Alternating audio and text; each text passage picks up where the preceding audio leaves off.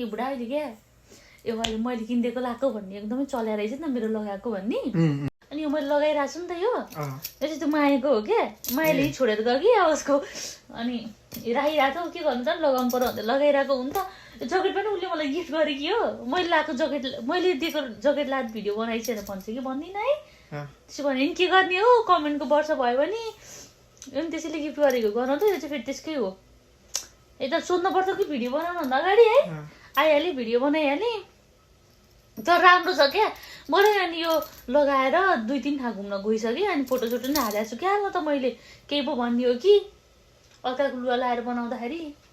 अनि त्यो चाहिँ मलाई गिफ्ट गरे हो नि त अब यो चाहिँ उसले छोडेर गयो नि त पछि माग्ने पो हो कि मेरो नभन्नु न यस्तै भइरहेको रहेछ क्या अहिले